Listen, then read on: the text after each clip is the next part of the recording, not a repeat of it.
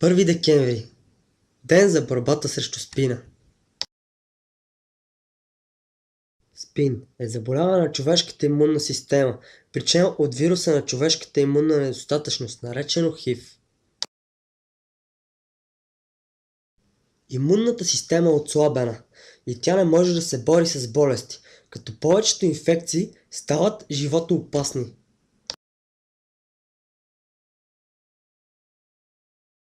Предаването на инфекцията е доказано само по 3 пътя.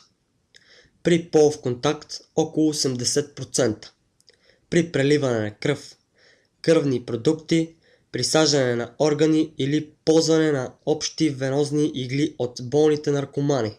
От болната майка на новороденото около 50-60% възможност. Как можем да разберем дали сме носители на вирусът?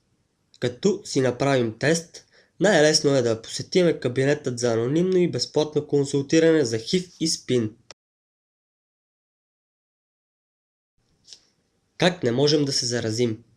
Чрез ръкуване, прегръдка или целувка, чрез кашлица или хрема, при използване на обществен телефон, при посещение в болницата, от обща храна, прибори за хранене или чаши, при използване на обществени чешми, при използване на бани и тоалетни, при използване на обществени плувни басейни, при ухапване от комари или други насекоми, при работа, социални контакти или съжителство с ХИВ позитивни хора. СПИН не подбира жертвите си. Не се заблуждавайте, че това е болест на хомосексуалистите и наркоманите. Всеки може да се разболее. Няма значение от възраст, пол, цвят, религия, сексуална ориентация, икономическо социално положение. Какви са симптомите от ХИВ? През първите 2 или 4 седмици това включва симптомите подобни на грип, треска, умора, сърбежи, главоболие, подути лимфни възли. Има ли лечение?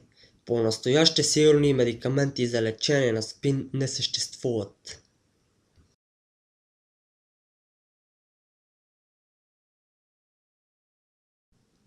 Как да се защитим? Органи за присаждане, даряване на сперма за оплождане, карма, индивидуална спринцовка и игла, дезинфекция на всички инструменти, избягване на случайни полови контакти, обучение на порастващите по проблемите на сексуалното общуване. Латексовите презервативи спират всички ХИВ частици. Ако се използва правилно и постоянно, те намаляват риска от зараза, въпреки че няма метод, който да е 100% сигурен, с изключение на въздържанието. Никога не си помислите, на мен не може да ми се случи. Аз не спя със случайни.